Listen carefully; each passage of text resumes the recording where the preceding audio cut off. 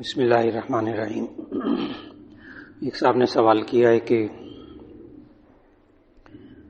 رات کو دفتر سے دیر سے آنا ہوتا ہے، عشاء کی نماز لیٹ ہو جاتی ہے اور مساجد بھی بند ہو جاتی ہیں۔ صبح سحری کے وقت جب جاگتا ہے تو عشاء پڑھ لیتا ہے۔ سوال یہ کہ رات کو عشاء کے فرض پڑھ کر سونا ضروری ہے یا صبح تہجد کے وقت بھی پڑھ سکتے ہیں؟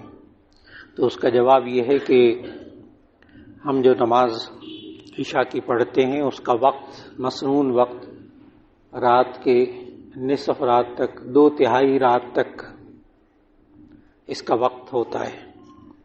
پھر رات کے آخری تہائی حصے میں پڑھنا جائز ہے، لیکن اس کو تاخیر سے نہیں پڑھنا چاہیے۔ اس لیے کوشش یہ ہو کہ سونے سے پہلے عشاء کی نماز، فرض نماز پڑھ لیں، وتر تہجد کے ساتھ پڑھ لیں، اور اگر اس وقت اٹھنے کا نہ ہو تو ایسی صورت میں وتر بھی پہلے پڑھ لیے جائیں تو بہتر ہے۔ تو اس لیے بہتر یہ ہے کہ عشاء کی نماز سونے سے پہلے پڑھ لی جائے، اس کو تہجد تک مؤخر نہ کریں بغیر عذر کے۔ ایک صاحب نے کہا کیا مرحوم والدین کے لیے ایصال ثواب کے لیے نوافل پڑھ سکتے ہیں؟ تو اس کا جواب ہے کہ جی ہاں، کوئی بھی عبادت آپ کرتے ہیں، اپنے لیے کرتے ہیں، اللہ کے لیے کرتے ہیں، نیت کرتے ہیں، تو اس میں آپ کہہ سکتے ہیں کہ اس کا ثواب فلاں کو پہنچا دے، جائز ہے۔ لیکن کسی کی طرف سے نماز نہیں پڑھ سکتے، کسی کی طرف سے روزہ نہیں رکھ سکتے۔ جو عبادات، بدنی عبادات ہیں، وہ کسی اور کی طرف سے نہیں کر سکتے، ثواب پہنچا سکتے۔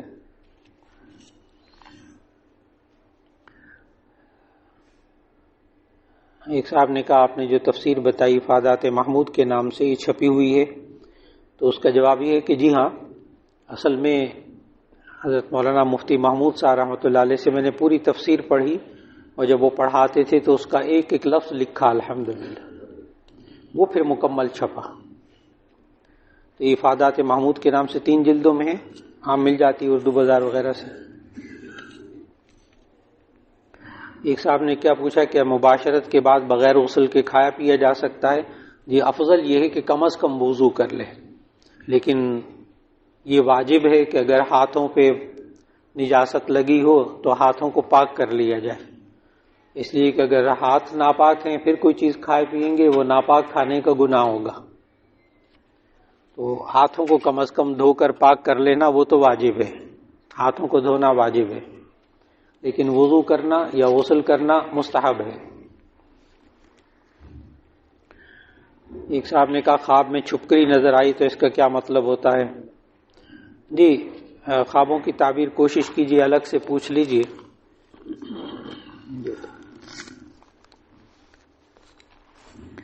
یہ نماز میں بھی تنگ کر رہا ہے، ہاں نماز میں بھی آواز کر رہا ہے۔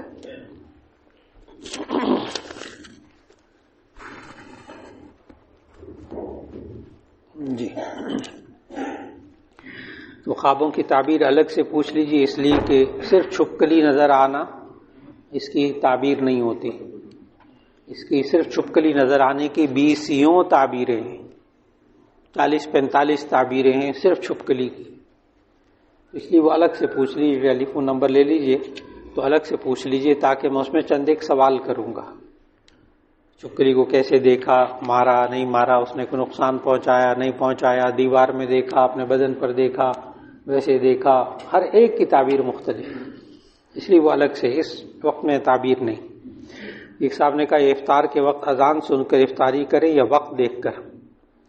تو اس کا جواب یہ ہے کہ جو آج کل افطار کا وقت ہوتا ہے، آپ اپنے پاس ڈائری بھی رکھیے، کیلنڈر بھی رکھیں، اس میں دیکھیں غروب کا وقت کون سا لکھا ہے، تو بہتر یہ ہے کہ اپنے قریبی مسجد کی جو اذان ہو اس کو دیکھ کر آپ افطار کر لیں، کیونکہ آج کل رمضان کے علاوہ آج کل جو ہے وہ 2 منٹ 3 منٹ بعد غروب کے اذان دی جاتی ہے آج کل، تو آج کل ذرا دیر سے اذان دیتے ہیں، لیکن رمضان میں یہ ہوتا ہے کہ بالکل عین وقت پہ اذان ہوتی ہے۔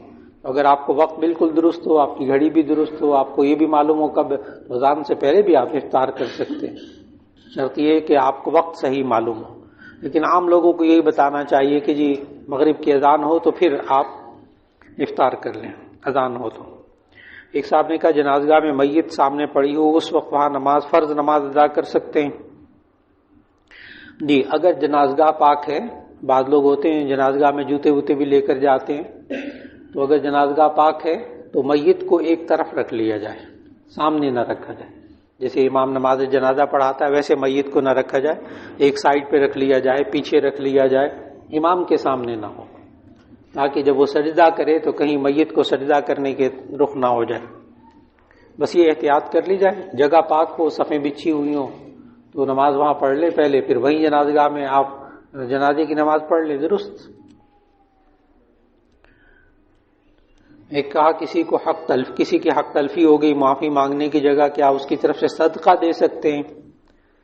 تو اس کا جواب یہ ہے کہ اگر حقوق العباد میں سے ہے نا، حقوق العباد میں سے، تو پھر اس بندے سے معافی مانگنی ہوگی، پھر صدقہ دینے سے وہ نہیں، کسی سے 1000 روپیہ لیا، لاکھ روپیہ لیا، کھا پی لیا، بعد میں صدقہ کر دیا، نہیں، یا کسی کو تکلیف پہنچائی اب صدقہ کر دیا۔ ہاں اگر تو کسی کی غیبت ہو گئی اور پتہ نہیں چلا، اس کو بھی پتہ نہیں چلا، پھر آپ صدقہ کرتے یا اللہ میرے گناہ معاف فرما دے، تو ایسی صورت میں گنجائش موجود۔ لیکن حق تلفی ہو، باقاعدہ اس بندے کا حق مارا گیا ہو، تو پھر اس بندے کو یا حق ادا کر دیں یا اسی سے معافی مانگ لیں۔ عورتوں کو نماز روزے کے اہم مسائل کیسے سکھائے جائیں، اس طرح ماہواری کے مسائل کس طرح سکھائے جائیں، گھر میں اس طرح تعلیم اور تعلم کا کس طرح ترتیب بنایا جائے؟ اس کا جواب یہ کہ جہاں تک عورتوں کو نماز اور روزے کے مسائل ہیں، اب کتابیں موجود ہیں تو روزانہ تھوڑی تھوڑی تعلیم ہوتی جائے۔ روزے کے مسائل، جب رمضان آئے تو روزے کے مسائل پر تعلیم ہو جائے، عام دنوں میں وضو کے، نماز کے چھوٹے چھوٹے مسئلے کر کے بتائے، پیچیدہ مسئلوں میں نہ لے جائے جائے۔ اسی طرح جو ماہواری وغیرہ کے مسائل ہیں اس کے لیے خواتین گھر کی یا کوئی خاتون ماہر ہو تو اس کا درس وغیرہ کرا دیا جائے، وہ خواتین سن لیں، اس میں مرد بیان نہ کرے، چاہے عالم بھی ہوں تو وہ بیان نہ کرے۔ بالکل ہمارے ہاں اس میں بہت احتیاط کی جاتی ہے کہ حیض و نفاس کے مسائل کوشش کی جاتی ہے کہ خواتین پڑھائیں، مرد نہ پڑھائیں۔ اور اس کے لیے بہترین کتاب بہشتی زیور، کیونکہ اس میں سارے نا وہ باتیں ہیں جس پر فتویٰ دیا جاتا ہے، آسان ہے، بالکل کوئی مشکل نہیں ہے۔ جی مولانا شبری تھانوی صاحب کی کتاب بہشتی زیور بہت مفید کتاب خواتین کے لیے۔ میں تو یہاں تک کہتا ہوں کہ اگر کسی خاتون کو یہ نہیں کہ سارے مسئلے زبانی یاد ہو جائے، 2 3 4 دفعہ بہشتی زیور اچھی طرح کسی سے پڑھ لے، سمجھ لے، تو ایسی صورت میں وہ بہشتی زیور دیکھ کر دوسرے کو مسئلہ بھی بتا سکتی، بس یہی بتا دے کہ یہ لکھا ہوا ہے آپ پڑھ لیں، یا پڑھ کے سنا دیں کہ بھئی یہ مسئلہ لکھا ہوا ہے۔ یہ نہیں کہ ذہن میں رکھ لے اور پھر اپنے پاس سے فتوے لگائے، وہ نہیں، کتاب دکھا دے، کتاب پڑھا دے، کتاب میں سے دیکھ کر سنا دے، آسان طریقہ، بہت آسان طریقہ۔ ایک صاحب نے پوچھا کہ جمعے کے فرائض سے پہلے کتنی سنتیں ادا کرنی ہوتی، تو اس کا جواب ہے کہ 4 سنتیں موقدہ ہیں پہلے، پھر بعد میں 6 سنتیں موقدہ ہیں۔ تصویر نہ بنائیے گا، آواز ریکارڈ کر لیں، ہاں مسجد کے اندر تصویر نہیں، جزاک اللہ جی۔ ایک صاحب نے کہا نماز پڑھنے کے بعد نوٹ کیا لباس میں نجاست لگی ہے تو پھر اس صورت میں نماز لوٹائی جائے یا قضا پڑھی جائے؟ جی نماز کے بعد پتہ چلا جسم پہ نجاست لگی ہوئی ہے، جیسے نماز سے فارغ ہوئے تو دیکھا کہ پیشاب لگا ہوا ہے یا خون لگا ہوا ہے،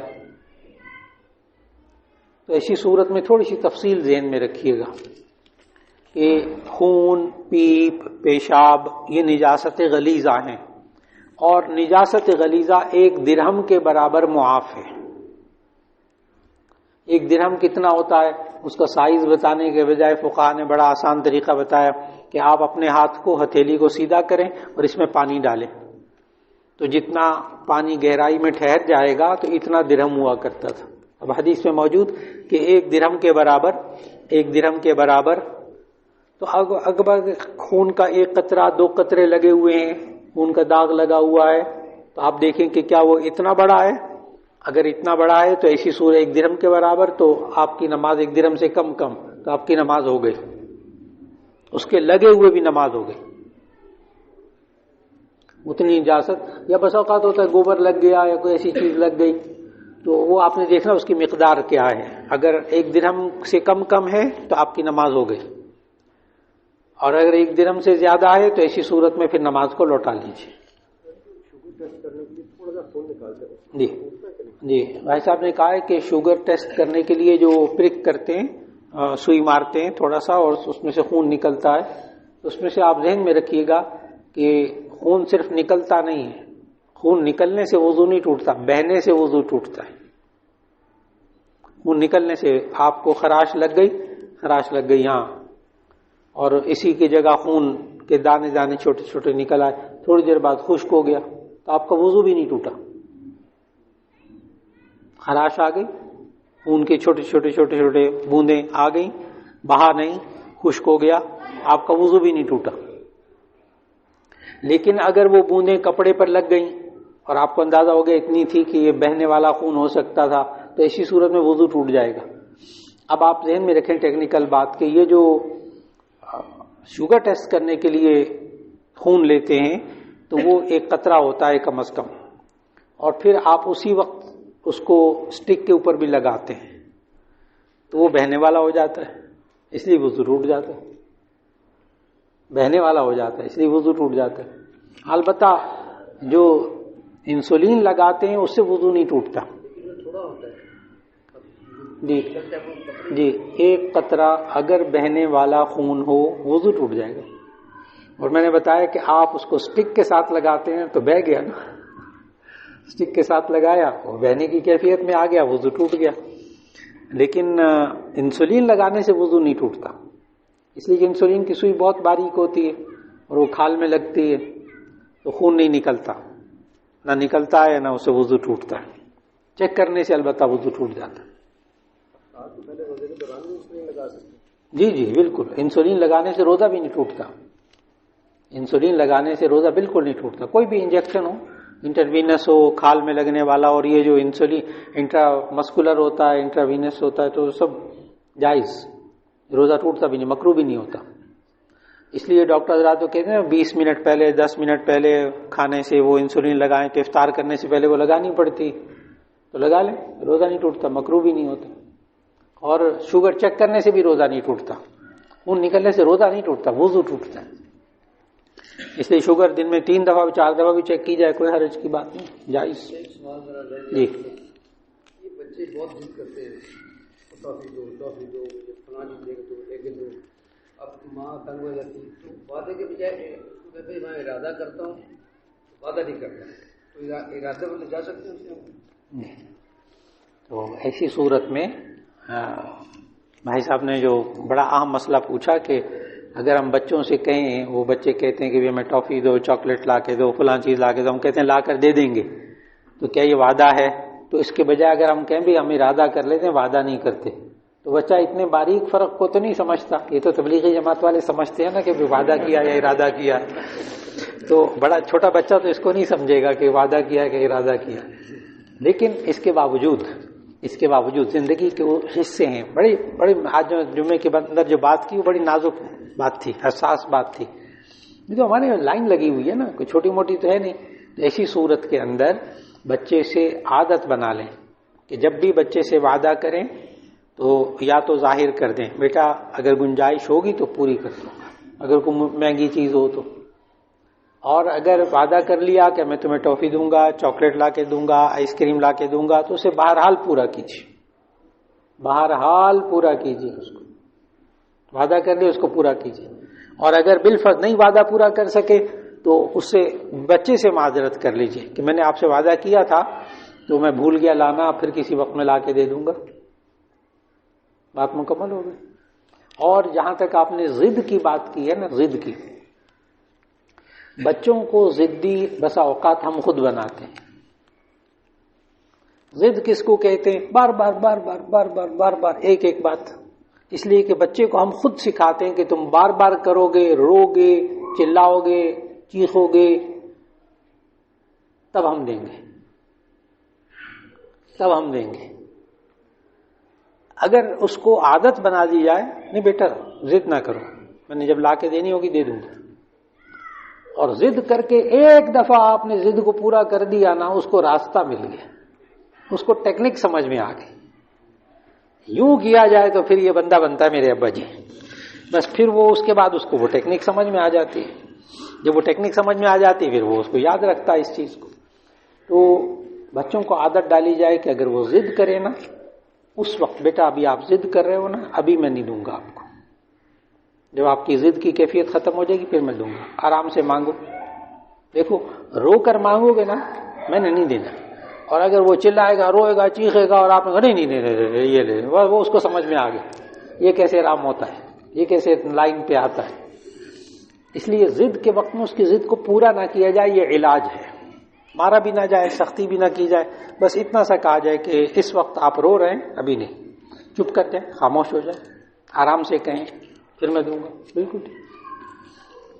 وہ ایک صاحب تھے نا لاہور میں چائلڈ اسپیشلسٹ کے پاس لے گئے میاں بیوی ماشاءاللہ بہت قابل بڑے پڑھے لکھے تھے دونوں. تو وہ 6-7 سال کا بچہ تھا تو وہ ماں سے پانی بھی مانگتا تھا نا تو چیخ کر مانگتا تھا.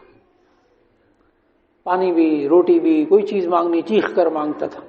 تو دونوں میاں بیوی ڈاکٹر کے پاس لے گئے. چائلڈ اسپیشلسٹ ہے یہاں کے لاہور. ان کے پاس لے گئے. انہوں نے کہا کہ اس کا نفسیاتی مریض ہمیں تو لگ رہا ہے. تو باپ ڈاکٹر صاحب نے نا بچے کو تھوڑی دیر کی ساری کیفیت پوچھنے کے بعد نا بچے کو تو باہر بھیجا. بیٹا آپ ذرا باہر جاؤ. پھر ماں باپ کو لے کے ڈاکٹر صاحب کہتے ہیں میں بیٹھ گیا. میں نے کہا کہ آپ مجھے گھر کی صورتحال بتائیں. کیا آپ بھی چیختے ہیں بیوی پر جب وہ کپڑے استری نہیں کرتی ناشتے میں دیر کر دیتی ہے کوئی آپ کا موبائل گم جاتا ہے چابیاں نہیں ملتی تو آپ بھی چیخ کر کہتے ہیں ہاں ہوتا ہے. کہتے ہیں بیوی بھی چیخ کر بولتی ہے جب آپ ان کی بات پوری نہیں کرتے. تو ہاں بیوی بھی چیختی ہے اور جب چیختے ہیں تو پھر کام پورا ہو جاتا ہے. یعنی کہ آپ لوگوں نے بچہ اب 6-7 سال کا ہو گیا اس کے 1-8 سال نکال دیا جائے تو 4-5-6 سال لگاتار آپ اس کے سامنے چیخ کر ایک دوسرے سے بولتے رہے. اس کو ٹیکنیک سمجھ میں آ گئی. اب اس کا علاج کیا ہے؟ ڈاکٹر صاحب نے کہا بالکل اس کا علاج جو ہے نا کوئی دوائیاں نہیں ہیں. اس کا علاج یہ ہے کہ آئندہ یہ چیخ کر مانگے تو اس کی ضرورت کو پورا نہ کرے. سمجھائے بیٹا آہستہ بولو گے چیز مل جائے گی. چیخ کر بولو گے نہیں ملے گی. 1 ہفتے میں کہتے ہیں ٹھیک ہوگی بغیر دوائی کے.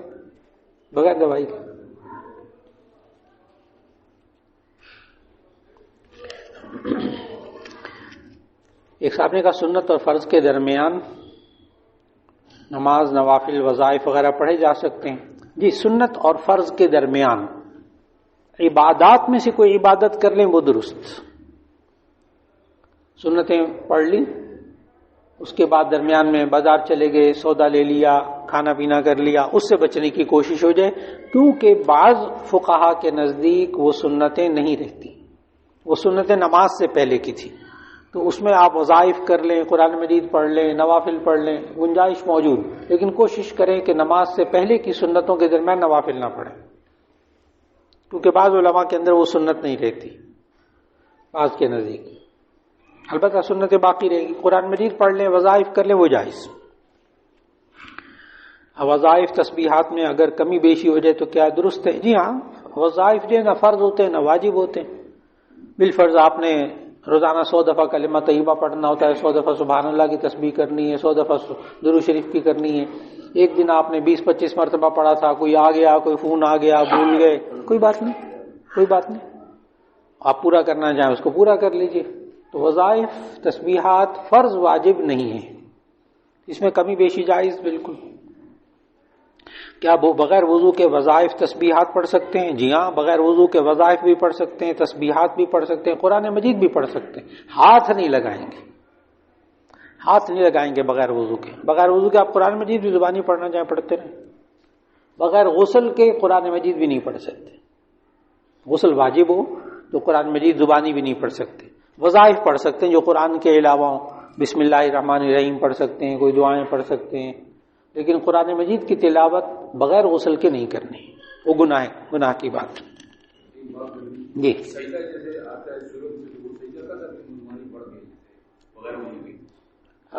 بغیر وضو کے زبانی تلاوت ہو جاتی ہے بغیر وضو کے سجدہ نہیں ہوتا. سجدہ تلاوت بغیر وضو کے نہیں ہوتا. وہ سجدہ تلاوت کے لیے وضو ہونا لازم ہے. نماز کن حالات میں توڑ سکتے ہیں؟ تو اس کا جواب یہ ہے کہ آپ خود سوچئے. مثال کے طور پر بعض دفعہ ایسا ہوتا ہے کہ بیل بجی گھر کی، آپ نماز پڑھ رہے ہیں، کوئی اور کھولنے والا نہیں ہے، ممکن ہے بیچارہ بیل بجا کے چلا جائے، دودھ والا آ گیا، فلاں آ گیا، بیچارہ کھڑا رہے گا، اس کو تکلیف ہوگی۔ آپ نماز توڑ کے جائیں، جا کے دودھ لیں اور پھر بعد میں نماز کو پورا کر لیں، نماز دوبارہ پڑھ لیں۔ یہ حالات کو دیکھ لیا جائے، کیا کسی میرے اس عمل سے کسی کو تکلیف تو نہیں ہو رہی؟ ماں باپ ہیں، بس اوقات وہ کسی کام کے لیے بلا رہے ہیں، اب وہ بلانا اگر عام ہے تو اور بات ہے، اور اگر ماں سیڑھیوں میں سے پھسل کے گر گئی، وہ چیخ رہی ہے، چلا رہی ہے، یہ اپنا لمبی نماز خشوع خضوع سے، یعنی میں نے بتایا کہ حالات کو دیکھ کر کتنا ضروری ہے آپ نماز توڑ سکتے ہیں، اس کا گناہ نہیں ہے، اس کا گناہ نہیں۔ جی نماز اس معیار کے لیے معلوم ہوتا ہے یہاں کہیں اور جا رہا ہے تو پھر دوبارہ جی ایک بڑا اہم سوال کیا، میں نے سوال کیا کہ اگر کوئی بندہ نماز پڑھ رہا ہو اور نماز پڑھتے ہوئے یہ خیال آئے کہ میری نماز ایک معیار کی نہیں ہے تو کیا میں دوبارہ نماز توڑ کے پڑھ سکتے ہیں؟ تو اس کا جواب ہے کہ جی نہیں، بالکل نہیں۔ معیار کیا ہے کہ آپ نے فرض ادا کر لیا ہے، اگر فرض چھوڑ دیا تو نماز ختم ہو گئی، دوبارہ پڑھیں۔ واجب چھوٹ گیا تب بھی نماز نہیں چھوڑنی، دوبارہ نہیں پڑھنی۔ سجدہ صاحب واجب چھوٹ گیا نا، تب بھی وہ واجب چھوٹ گیا میرے سے، دوبارہ نماز بالکل نہیں۔ سجدہ صاحب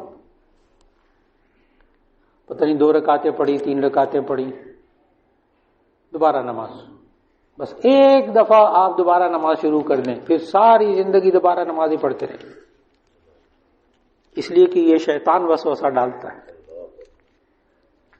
یہ شیطان وسوسہ ڈالتا ہے۔ اس کا علاج جامع ترمذی میں خود نبی صلی اللہ علیہ وسلم نے سمجھایا کہ اگر تمہیں 2 یا 3 رکعتوں میں شک ہو جائے، کم پر عمل کر لو، آخر میں سجدہ صاحب کر لو، نماز ہو گئی۔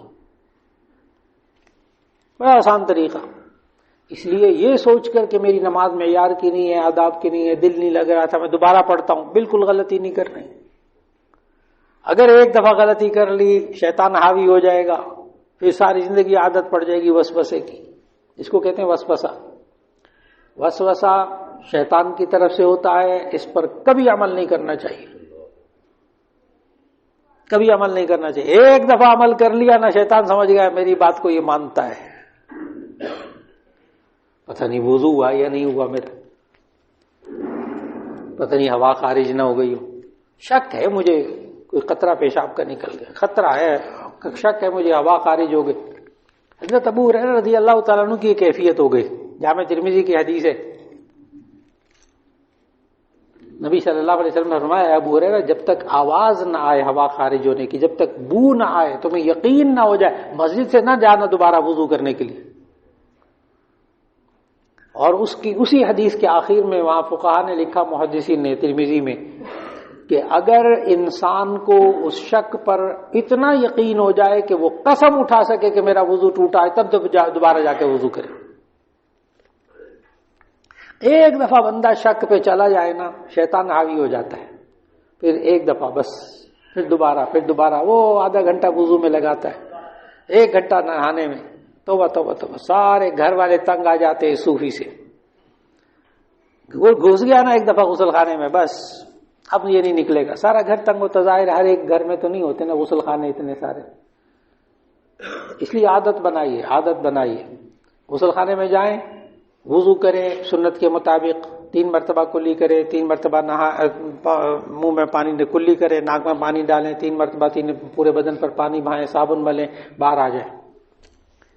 اب سردیوں میں کیا ہوتا ہے، وہ نہا کے بالکل صاف ستھرے ہو گئے، ایک قطرہ پیشاب کا آ گیا، چلو پھر دوبارہ نہانا شروع کر دیا، بالکل غلط بات۔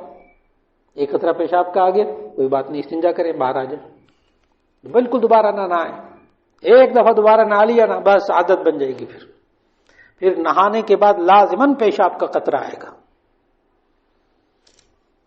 نہانے کے بعد پھر لازماً آئے گا، ہر دفعہ آئے گا۔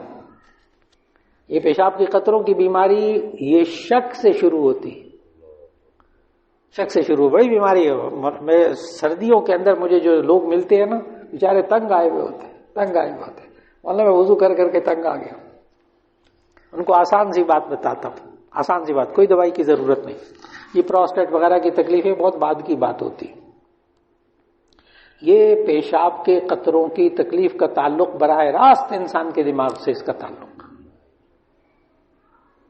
یہ جو پراسٹیٹ ہوتا ہے نا، یہ مثانہ ہے، مثانہ، اس کے اوپر پراسٹیٹ غدود ہے. یہ یوں کرتے ہیں، اس تھیلی کو بند کر کے رکھتے ہیں.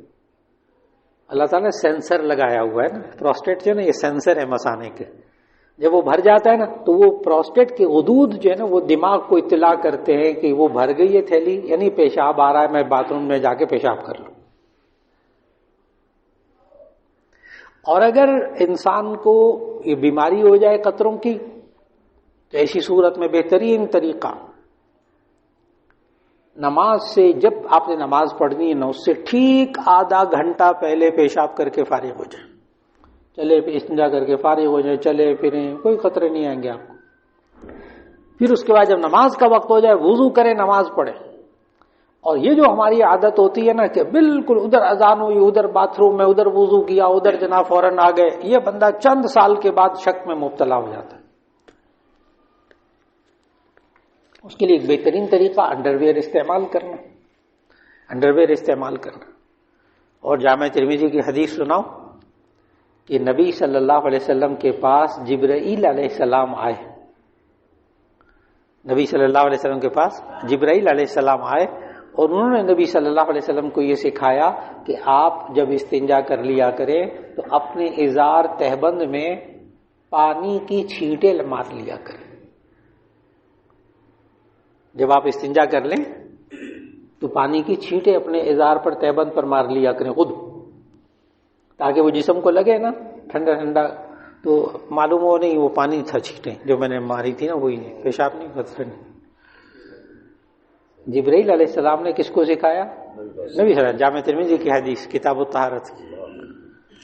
ہمیں ضرورت نہیں ان باتوں کی، اس لیے میں ساتھیوں کو یہ سکھاتا ہوں یہ والا طریقہ کہ اگر شک ہونا شروع ہو جائے نا تو تھوڑی سی پیشاب کرنے کے بعد استنجا کر کے فارغ ہو گئے نا، پیشاب کے قطرے سکھا لیے، اب تھوڑی سی نا وہ رومالی کے اوپر تھوڑی سی چھینٹیں مار لیں پانی کی. اب وہ ٹھنڈا ٹھنڈا لگے گا نا بعد میں تو آپ کو یقین ہوگا کہ وہی چھینٹیں جو میں نے خود ماری تھی. بس پیشاب کے وسوسے کی تکلیف ختم ہو جائے گی. لیکن اس سے بھی بہتر یہ والا طریقہ کہ آپ آدھا گھنٹہ پہلے پیشاب کر کے فارغ ہو جائیں. اگر سب کچھ بھی نہیں کیا اور نہ فرض نماز پڑھنے کے لیے مسجد میں آ گئے، امام کے ساتھ شریک ہو گئے، اب درمیان میں جو ہے نا وہ پریشر پڑنا شروع ہو گیا، اب نہ نماز توڑی جا رہی ہے اور نہ ہی اسے برداشت کیا جا رہا ہے. ہاں بھائی صاحب نے سوال یہ کیا ہے کہ اگر نماز کے دوران پیشاب آ جائے تو پھر ایسی صورت میں علماء نے لکھا کہ اگر اتنا پریشر ہے کہ نماز کی طرف توجہ ہٹ رہی ہے اور مشکل پیش آ رہی ہے تو نماز کو توڑ دے، جا کر وضو کر لے، استنجا کرے، وضو کرے، پیشاب سے فارغ ہو جائے. اور اگر برداشت کر سکتا ہے، ابھی تکلیف زیادہ نہیں ہو رہی تو ایسی صورت میں برداشت کر لے. یہ نہیں کہ تھوڑی سی بھی ضرورت تو فٹافٹ نماز توڑے، ایسا نہ کرے. ایک تو انہوں نے سوال کیا تھا نماز کن حالات میں توڑ سکتے ہیں. ایک یہ سوال کیا کہ مسجد پر جانے پر دیکھا کہ امام صاحب سلام پھیر چکے ہیں تو کیا ثواب ملے گا؟ اگر مسجد میں گئے آپ نماز جماعت سے نماز پڑھنے کے لیے، کوشش آپ نے کی لیکن تاخیر ہو گئی، امام صاحب نے سلام پھیر دیا، ٹھیک ہے، ابھی آپ واپس نہ آئیں، واپس نہ جائیں. آپ نے وضو کیا ہوا ہے، نماز پڑھنے آئے ہیں، سنتیں پڑھیے، کوئی نہ کوئی ایک آدھ آدمی مل جاتا ہے جس نے نماز نہیں پڑھی، اس کے ساتھ جماعت کے ساتھ نماز پڑھ لیں. دیکھیے آپ کو مسجد کا ثواب بھی ملا، جماعت کا ثواب بھی ملا، یہی دو ثواب تھے نا، مسجد کا ثواب بھی مل گیا، جماعت کا ثواب بھی مل گیا. تو آپ کسی کے ساتھ ایک آدھ ساتھی ہو اس کے ساتھ نماز پڑھ لیجیے. ایک صاحب نے کہا موت کے وقت کی شدید تکلیف کی کیا حکمت ہے؟ بہت نیک لوگ اولیاء اللہ کے واقعات میں ملتے ہیں، کس قدر تکلیف میں روح نکلتی ہے حتیٰ کہ آپ آخری ایام میں بخار. جی یہ عام طور پر لوگوں کا ایک سوال ہے کہ جی وہ فلاں بندہ نا چلتے پھرتے مسمر کے بس بیٹھا ہوا تھا کرسی پہ، ہارٹ اٹیک ہو گیا، کتنا نیک بندہ تھا. تو بعض لوگ آسان موت پر رشک کرتے ہیں، آسان موت پر رشک کرتے ہیں. کیا یہ اچھی چیز ہے آسان موت؟ یہ ایک سوال ہے. حضرت عائشہ رضی اللہ عنہا کا بھی یہی خیال تھا کہ آسان موت پر وہ رشک کرتی تھی. جس بندے کی جان آسانی سے نکل جاتی تھی اس پہ وہ رشک کیا کرتے تھے. خود حضرت عائشہ رضی اللہ عنہ جامع ترمذی کی حدیث سنانے لگا. حضرت عائشہ رضی اللہ عنہ نے فرمایا جب سے میں نے نبی صلی اللہ علیہ وسلم کے وصال کے وقت موت کے سکرات کی جو سختی میں نے نبی صلی اللہ علیہ وسلم پر دیکھی ہے اس کے بعد پھر میں آسان موت پر کبھی رشک نہیں کرتی. اگر آسان موت اچھی چیز ہوتی, کسی کی نیکی کی نشانی ہوتی, تو سب سے بڑے نیک نبی صلی اللہ علیہ وسلم. موت کی سختی ان پر بھی آئی, بہت سخت شدید آئی. حضرت عائشہ رضی اللہ عنہ کا بھی پہلے یہ خیال تھا کہ آسان موت قابل رشک ہوتی ہے. دیکھو نا, یہ پتہ ہی نہیں چلا, ایسے پھولوں پر اڑ کر اللہ کے پاس پہنچے. ٹھیک ہے, ٹھیک ہے, ٹھیک ہے, لیکن یہ اس شخص کی اچھائی کی نشانی نہیں ہے, یہ اس شخص کی نیکی کی نشانی نہیں ہے. پھر میں عرض کروں گا نبی صلی اللہ علیہ وسلم پر یہ کیفیات آئی ہیں سکرات الموت کی. حضرت عائشہ رضی اللہ عنہ نے کہا جامع ترمذی کی حدیث ہے کہ پھر میں نے کبھی کسی کی آسان موت پر کبھی رشک نہیں کیا جب میں نبی صلی اللہ علیہ وسلم کی اس وقت کی سختی دیکھ لی. تو اس لیے ٹھیک ہے, مانگنا یہی چاہیے اللہ میں موت کے سکرات موت کی سختیوں سے بچا لے.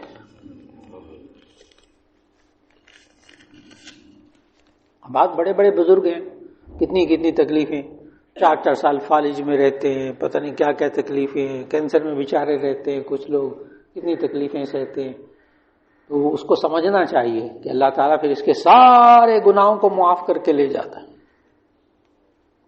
نبی صلی اللہ علیہ وسلم تو گناہ ہی نہیں کیے نا, ان کے ذمہ تو گناہ بھی نہیں تھی, لیکن درجات کی بلندی ہوئی ہے, درجات کی بلندی ہوئی ہے.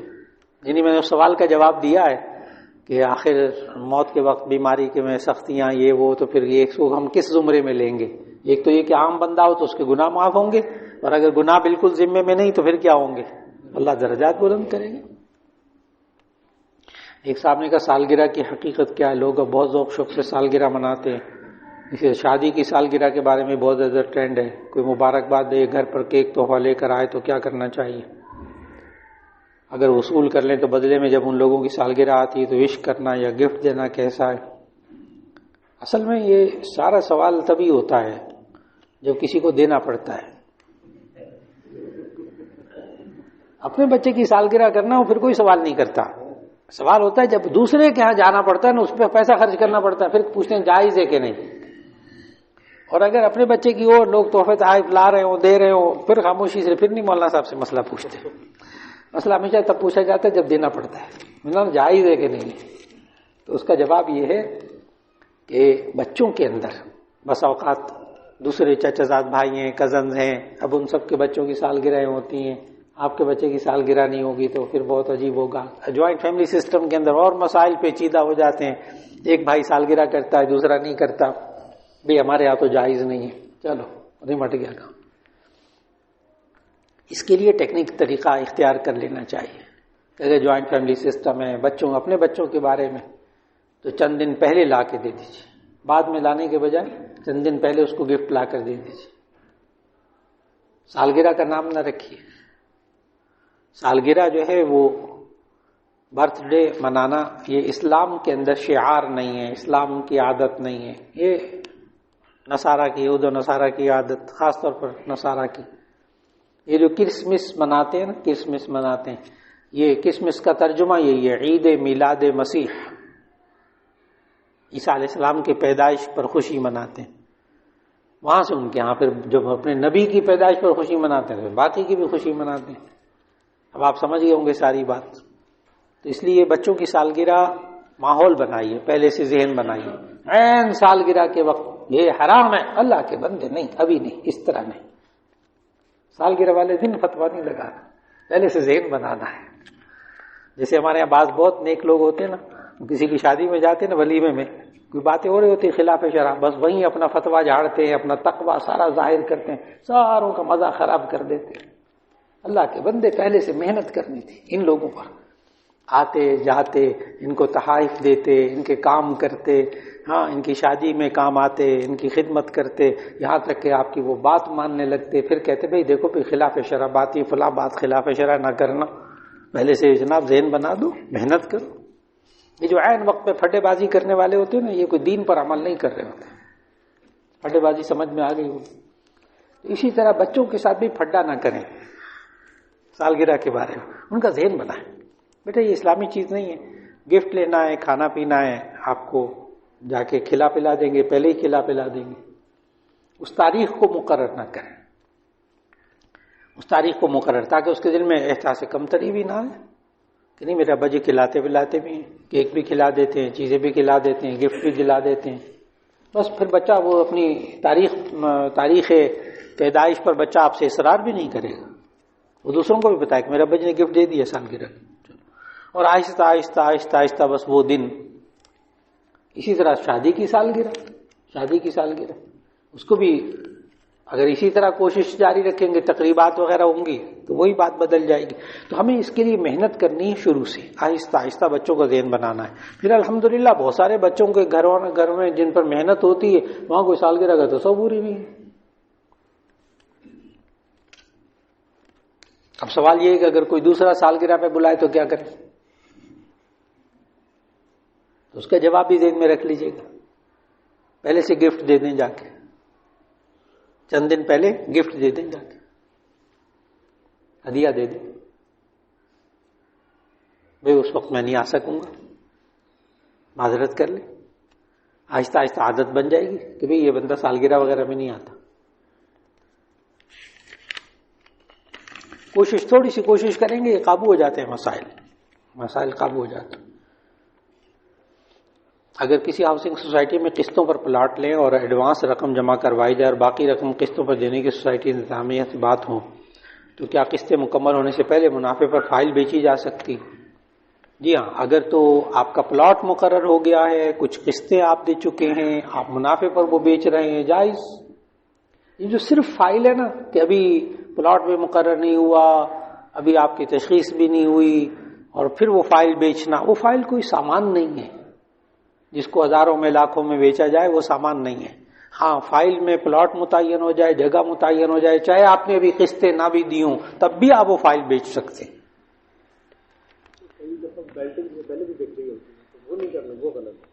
ہاں، بیلٹنگ سے پہلے وہ طے نہیں ہوتا نا، بیلٹنگ کے بعد. ہاں، اور اگر قرآن اندازی میں پلاٹ نمبر اور جگہ کو پتہ چل چکا ہو اور قسطیں پوری نہ ہوئی ہوں تو منافع پر پلاٹ بیچنا جائز ہے. سوسائٹی والے ایک اسکیم نکالتے ہیں کہ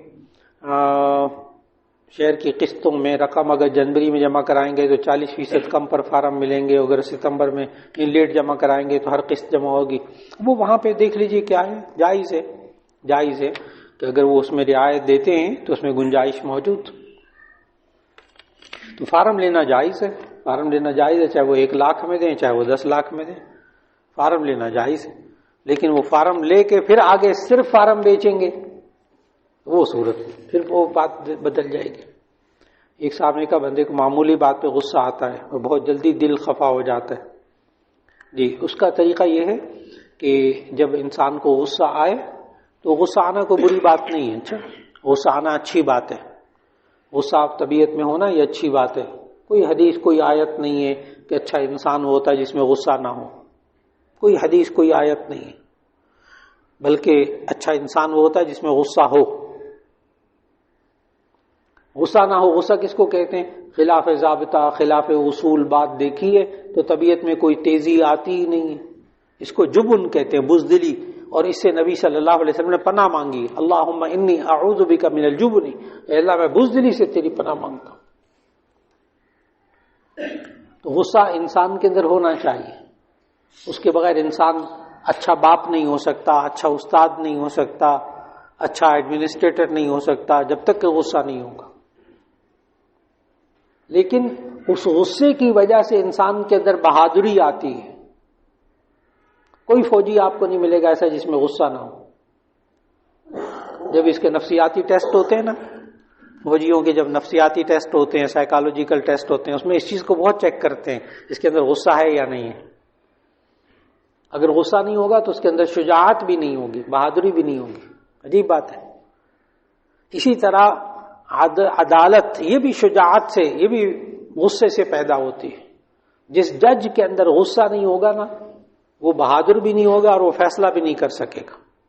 فیصلہ ہمیشہ وہ کر سکے گا جس کے اندر قوت فیصلہ ہوگی، جس کے اندر غصہ ہوگا. لیکن اگر غصہ آ جائے جلدی غصے میں آ جاتا ہوں، کوئی بات نہیں، بس 2 کام، اپنی زبان نہیں چلانی، اپنے عمل سے غصہ ظاہر نہیں کرنا، ہاتھ پاؤں سے غصہ ظاہر نہیں کرنا، گناہ نہیں ہوگا، گناہ سے بچنا ہے نا ہم نے۔ لیکن اگر ہم زبان چلا لیں گے اس غصے کے اندر تو گناہ ہوگا، ہاتھ پاؤں چلائیں گے تو گناہ ہوگا۔ بس 2 چیزوں پہ کنٹرول، ایک زبان اور ایک ہاتھ پاؤں نہیں چلانے، بس غصہ آ جائے کوئی بات نہیں، تھوڑی دیر بعد انشاءاللہ ختم ہو جائے گا۔ اعوذ باللہ من الشیطان الرجیم پڑھے، لا حول ولا قوت الا باللہ العلی العظیم پڑھے، اور جب غصہ ٹھنڈا ہو جائے پھر سوچیں کہ کس بات پہ غصہ آیا تھا، اللہ اس کا حل ذہن میں ڈال دے گا انشاءاللہ۔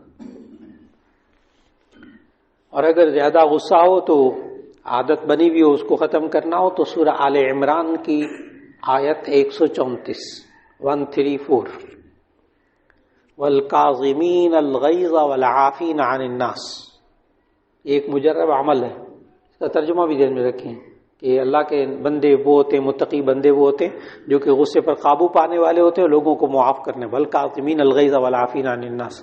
تو اس کو 101 بار پڑھ کے نا چینی رکھ لیں، اس پہ دم کر لیں، اور جب غصہ آئے تو وہ تھوڑی سی 1 چٹکی چینی کھانی نہیں، منہ میں رکھ کر چوسنا شروع کر دیں، آپ کو حیرت انگیز بات معلوم ہوگی۔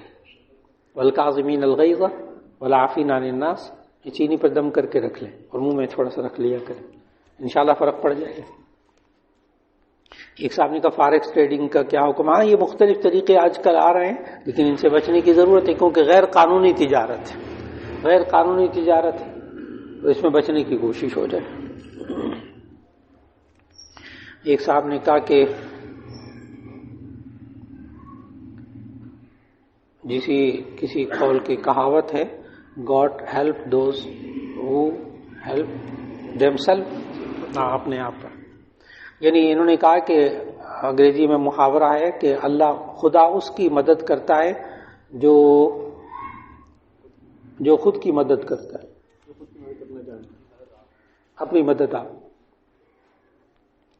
تو اس کا جواب یہ ہے کہ ہمیں تو حدیث میں یہ بتایا گیا ہے کہ جب تک بندہ کسی کی مدد میں لگا رہتا ہے اللہ اس کی مدد میں لگا رہتا ہے، بندہ کسی کی مدد میں لگا رہتا ہے تو اسی صورت میں اللہ اس کی مدد میں لگا رہتا ہے۔ لیکن اس جملے کا مطلب کچھ اور ہے، اس مطلب کہ بندے کو خود ہمت کرنی چاہیے، اس کا مطلب ہے بندے کو خود ہمت کرنی چاہیے۔ اس کے لیے اور آیت ہے وَأَلَّيْسَ لِلْإِنسَانِ إِلَّا مَا سَعَى، وَأَلَّيْسَ لِلْإِنسَانِ إِلَّا مَا سَعَى۔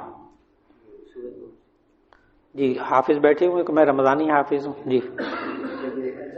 جی سورۃ النجم، وَأَلَّيْسَ لِلْإِنسَانِ إِلَّا مَا سَعَى وَأَنَّ سَعْيَهُ سَوْفَ يُرَى، سورہ نجم 27واں پارہ۔ ایک صاحب نے کہا مسجد کی تعمیر کے بعد کچھ بلاکس اینٹیں بچ گئے تو ان کو قبر کے اندر لگا دیا جائے تو کہ وہ جائز ہیں؟ اگر نہیں تو اب کیا کیا جائے؟ جی مسجد کی تعمیر ہو رہی تھی تو کچھ اینٹیں بچ گئیں، اب وہ کسی کی قبر کے لیے ضرورت پڑی تو وہ اینٹیں استعمال کر لیں، تو اس کا جواب یہ ہے کہ مسجد کے لیے جو چیز دی جائے، جو خریدی جائے مسجد کے پیسے سے، چندے سے، وہ وقف ہوتی ہے، اس کو کوئی استعمال نہیں کر سکتا، کوئی نہیں استعمال کر سکتا۔ ایسی صورت کے اندر اگر بالفرض ایسا ہو گیا ہے تو پھر جتنی اینٹیں استعمال ہوئی ہیں اتنے پیسے مسجد میں جمع کروا دیں، آسان ترین طریقہ۔ یہاں تک کہ دارالعلوم کراچی مولانا مفتی تقی عثمانی صاحب، مولانا مفتی رفیع عثمانی صاحب رحمۃ اللہ علیہ بھی اس وقت زندہ تھے، دارالعلوم کراچی کی مسجد بہت شاندار بن گئی، بہت شاندار مسجد۔ اب وہ 7 جنازگاہ بنانا چاہتے تھے، 7 جنازگاہ بنانا چاہتے تھے، کہ جنازگاہ الگ بنا دیں تاکہ لوگ مسجدوں سمیت بیچارے پڑھنا چاہتے ہیں، اندر نہیں آتے، مسجد میں نہیں آتے، باہر ہی کھڑے کھڑے، سو حالات ہوتے ہیں، تو ہم جنازگاہ باہر بنا لیتے ہیں ساتھ۔ جب وہ جنازگاہ بننے لگی تو اب وہاں دارالافتاء میں ایک مسئلہ آیا کہ کیا مسجد کا جو ہمارا فنڈ ہے اس سے جنازگاہ بنا سکتے ہیں؟ یہ سوال آیا، تو بعض مفتی حضرات نے کہا یہ مسجد کی ضروریات میں سے ہے، اور بعض حضرات نے کہا کہ نہیں، مسجد کی ضروریات میں سے نہیں ہے۔ آخرکار مولانا مفتی رفیع عثمانی صاحب، مولانا تقی عثمانی صاحب نے یہی فتویٰ دیا کہ نہیں، مسجد کے پیسے سے آپ جنازگاہ بھی نہیں بنائیں گے، یہ مسجد کے ضروریات میں سے نہیں ہے، چنانچہ پھر مسجد کے فنڈ میں سے جنازگاہ بھی نہیں بنائی گئی۔ اتنے محتاط حضرات، اللہ ان حضرات کو جزائے خیر دے۔ تو اس لیے قبر کے اندر اگر لگا لی ہیں تو اینٹیں تو اس کے پیسے جمع کرا لیں۔ ایک صاحب نے کہا اگر اسکول میں چھٹیاں ہوں لیکن چوکیدار یا کہا جائے آپ نے آنا ہے لیکن اس کے باوجود نہ آ جائیں تو اب حکومت کی طرف سے انہیں جو تنخواہ ملے گی کیا وہ جائز ہوگی؟ اس کا جواب یہ ہے یہ بڑے مسائل ہوتے ہیں اداروں کے اندر، ڈرائیور ہے، چوکیدار ہے، گارڈ وغیرہ ہیں، ریسیپشن پہ ہوتے ہیں، دفتر میں لوگ ہوتے ہیں، تو اس میں دیکھا جائے کہ ملازمت کے وقت میں شرائط کیا تھی۔ اب سکول میں بعض سکولوں کے اندر یہ ضابطہ ہوتا ہے کہ جی بچوں کو چھٹیاں ہوں گی، آفس کو چھٹی نہیں ہوگی، ضابطہ ایک عملہ آئے گا۔ کالجز میں بھی یہی ہے، چھٹیاں ہو جاتی ہیں، عملہ آتا ہے، پرنسپل بھی آتا ہے، دفتر کا عملہ بھی آتا ہے، اکاؤنٹنٹ بھی آتا ہے، فلاں بھی آتا ہے، چوکیدار بھی آتے ہیں۔ تو ایسی صورت کے اندر اگر ضابطے میں یہ ہو کہ جی چھٹیوں میں یہ چوکیدار آئے گا، ملازمت کے وقت میں یہ طے ہوا، تو ایسی صورت میں اب اگر وہ نہیں آتا تو اس کی تنخواہ کاٹی جا سکتی کہ آپ نے اتنے دن چھٹی کی۔ اور اگر ضابطے کے مطابق یہ تھا کہ چوکیدار بھی چھٹی کرے گا، فلاں چھٹی کرے گا، ٹھیک ہے، ضابطے کے مطابق، تو یہ ضابطے پر عمل کرنا ہوگا۔ اس کا آسان طریقہ یہ ہوتا ہے کہ آسان طریقہ اداروں کے اندر جو صاحبان ادارے چلاتے ہیں وہ سمجھتے ہیں اس بات کو کہ جب چھٹیاں ہو جائے تو 4 چوکیدار ہیں تو 2 کو کہہ دو پہلے آپ چھٹی گزارا ہو، پھر 2 کو کہہ دیں پھر آپ چھٹی گزارا ہو، تاکہ نظام بھی خراب نہ ہو۔ تو اس میں تھوڑا تھوڑا کر کے چھٹیاں دے دی جائیں مختلف لوگوں کو تاکہ وہ بھی اپنا ریلیکس ہو جائے، آپ کا کام بھی چل جائے۔ ایک صاحب نے نقاب پہن کر اور ہاتھ میں گلوز پہن کر نماز ہو جاتی ہے، یعنی خواتین اگر ہاتھوں میں دستانے پہن کے، مرد بھی دستانے پہن کے یا وہ ماسک پہن کے نماز پڑھنا چاہیں تو پڑھ سکتے ہیں، کوئی حرج نہیں۔ ایک صاحب نے کہا ماموں نے 4 سال پہلے بائک لے کر دی تھی قرض کے طور پر اور اب میں نے واپس لوٹانے ہیں تو بہت مہنگی ہو گئی ہے، کیا یہ سود میں شامل ہوگا؟ ایک صاحب نے 4 سال پہلے موٹر سائیکل لے کے دی تھی قرض کے طور پر، تو سوال یہ ہے کہ موٹر سائیکل قرض دی تھی یا پیسہ قرض دیا تھا؟ سوال یہ ہے، اگر موٹر سائیکل قرض دی تھی تو آپ موٹر سائیکل واپس کر دیں، اور اگر انہوں نے پیسہ دیا تھا اس وقت 80-90 ہزار کی آتی تھی، اب بہت مہنگی ہو گئی، تو ایسی صورت میں اگر 80-90 ہزار روپیہ قرض دیا تھا، اصل میں موٹر سائیکل قرض پر نہیں دیتے پیسہ ہیں، موٹر سائیکل قرض پر نہیں دیتے کیا ہے؟ پیسہ، تو اتنا ہی پیسہ واپس کر دیں۔ اب موٹر سائیکل 1.5 لاکھ روپے کی ہے، نہ بالکل نہیں، اگر اس وقت 80-90 ہزار کی جتنے کی آئی تھی اتنے پیسے واپس کر دیں۔ تو قرض میں موٹر سائیکل عام طور پر نہیں دی جاتی، قرض میں پیسے ہی دیے جاتے ہیں۔ جماعت کی نماز میں مقتدی امام صاحب کے ساتھ تکبیر تحریمہ، رکوع، سجدہ، جلسہ دوسرے امام صاحب کے ساتھ کر رہا ہے، یعنی جماعت کے ساتھ مقتدی امام صاحب کے ساتھ تکبیر تحریمہ، رکوع، قوم، سجدہ دوسری مسجد کے امام صاحب کے ساتھ کر رہا ہے، یعنی یہاں نماز پڑھ رہا ہے، مثال کے طور پر یہاں نماز پڑھ رہا ہے، اس مسجد سے آواز آ رہی ہے، ساتھ ایک اور قریبی مسجد سے، اس کے حساب سے چل رہا ہے، اس کی نماز نہیں ہوگی، اس کی نماز نہیں ہوگی۔ اسی امام صاحب کے ساتھ پہلے اچھا، ساتھ جائے یا بعد میں؟ ہاں، بس اس میں یوں ہے کہ امام کے بعد اگر اس نے سجدہ کیا تو گناہگار تو ہوگا، یعنی امام سجدہ کر کے اٹھ گیا بعد میں اس نے کیا، گناہگار ہوگا، نماز ہو جائے گی۔ لیکن اگر امام سے پہلے سجدہ کر کے اٹھ گیا نا، اس کو دوبارہ سجدہ کرنا ہوگا امام کے ساتھ، اور اگر پہلے چلا گیا تو پھر بالفرض بسا اوقات ہوتا ہے کہ امام سے پہلے بندہ چلا گیا سجدے میں، جی ایسی صورت میں اس بندے کو سجدے ہی میں رہنا چاہیے یہاں تک کہ امام بھی پیچھے سے سجدے میں آ جائے، اس کو اٹھنا نہیں چاہیے، اس وقت اٹھنا نہیں چاہیے، اب تو پہلے جانا نہیں چاہیے، لیکن اگر وہ چلا گیا تو ایسی صورت میں اس کو سجدے ہی میں رہنا چاہیے یہاں تک کہ امام سجدے میں آ جائے، یہ سوچ کر کہ ابھی امام نہیں آیا میں پھر اٹھا لوں پھر دوبارہ چلا جاؤں، نہ، ایسا نہ کرے۔